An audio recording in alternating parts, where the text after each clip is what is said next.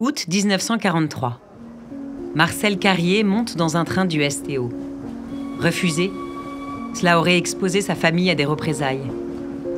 Il accepte donc la mort dans l'âme. Il ignore qu'il ne reviendra pas, ni que sa vie va illuminer les ténèbres les plus profondes.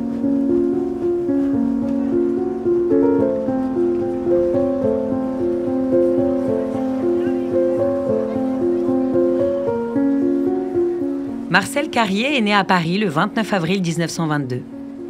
C'est dans un 18e arrondissement vivant, populaire qu'il grandit. À l'âge de 4 ans, il est baptisé à Notre-Dame de Clignancourt. Ce plongeon dans le Christ marque le début d'un chemin de foi profondément engagé. Très jeune, Marcel rejoint la jeunesse ouvrière chrétienne, la JOC, au patronage de Championnet dans le quartier des Grandes Carrières de Paris. Au cœur de ce mouvement de la JOC créé en 1925, qui cherche à rendre le Christ présent dans le monde du travail, il se passionne pour l'Évangile vécu au quotidien et pour l'action collective. Il a tout juste 18 ans lorsqu'il se marie avec Paulette à Saint-Ouen. Ils sont jeunes, certes, mais solides et veulent fonder leur union sur la foi. Cet ancrage leur permettra de vivre une première épreuve, la mort de leur deuxième fille, en bas âge, juste avant la naissance de la troisième. La blessure est profonde. Marcel la porte silencieusement. Après la JOC, Marcel s'investit dans la Ligue ouvrière chrétienne, la suite logique de son engagement dans le monde du travail en tant qu'adulte. Il y apprend à lier travail, foi et engagement. Sa foi n'est pas faite de discours, elle s'enracine dans la vie, dans le monde ouvrier, dans la solidarité.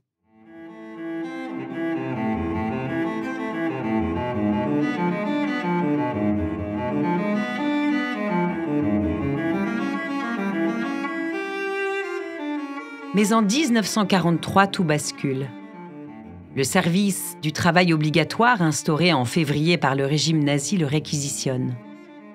Craignant qu'un refus mette sa famille en danger, il part en Allemagne et est envoyé à Weimar, travailler dans la fonderie de Gusselwerke. Sans une once de découragement, Marcel continue de croire, de rassembler, d'agir. Il devient responsable de l'action catholique clandestine dans la région. En secret, il organise des réunions, des temps de prière, des réseaux de soutien. Pour passer les censures, il utilise des lettres codées. On parle de sport, de fédération, de rencontres, mais c'est bien la foi qui circule. Dans la lettre du 7 décembre 1943 à Émile Picot, retenu au camp de Kleinfoura, il exhorte « Du 5 à la Noël, va avoir lieu une chaîne ininterrompue de prières.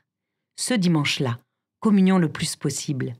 Et ensuite, chaque jour, une dizaine de chapelets, pour les familles et pour l'action catholique en Allemagne. » Le jour de Noël 1943, dans les baraques glaciales, Marcel et ses compagnons de la Fédération Thuringe organisent une veillée chrétienne. Ils prient, ils communient, ils partagent du pain blanc reçu dans un colis.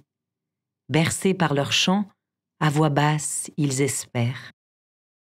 L'énergie de Marcel impressionne. Il était pour les uns le commis-voyageur du bon Dieu en JOC, pour les autres, Saint Paul. Il multiplie les contacts, encourage les autres prisonniers, anime les groupes malgré les risques et inspire même Marcel Callot, béatifié en 1987 et connu pour être une figure de la résistance catholique. Une chose l'anime en effet, et il le dit. Que nous fassions rayonner toujours davantage notre Christ Jésus parmi nos frères. Que nous reprenions des forces dans l'Eucharistie afin que nous restions joyeux et conquérants.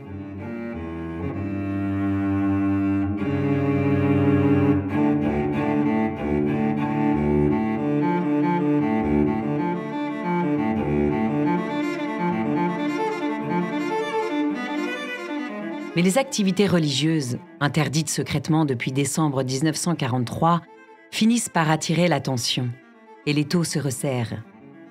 En mars 1944, Marcel est arrêté avec 11 autres militants. En prison, à Gotha, Marcel reste un repère pour ses compagnons. Ensemble, ils vivent une foi intense et fraternelle, peut-être à l'égal des moines, dira l'un d'eux. Décharnés, Maltraités, ils prient et parviennent à écrire des lettres pleines d'espoir. Il est le seul marié du groupe.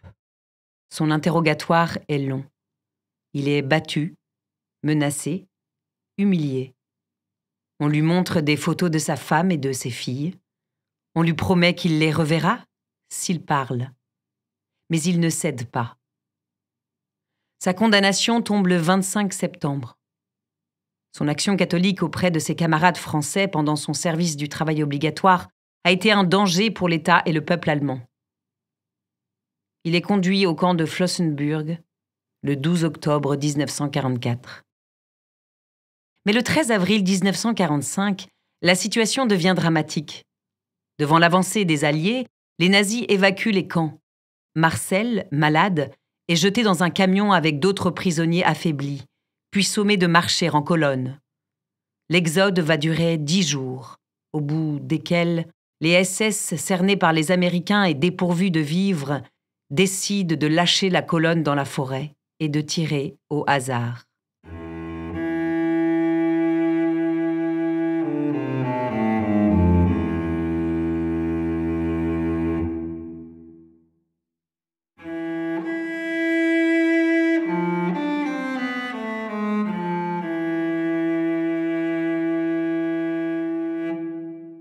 Marcel avait 22 ans, un cœur brûlant, une foi invincible. Le père Paul Béchet, compagnon de détention, en parle ainsi.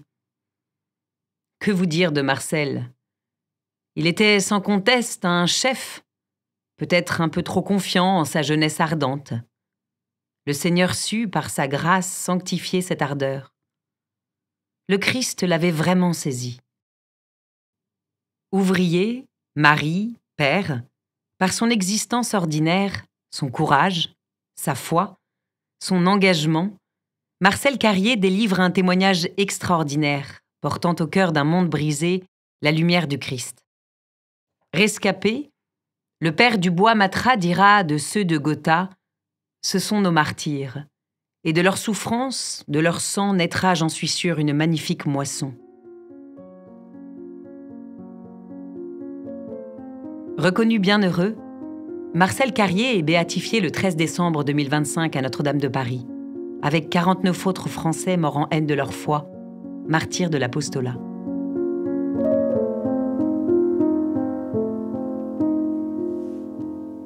Une production du diocèse de Paris.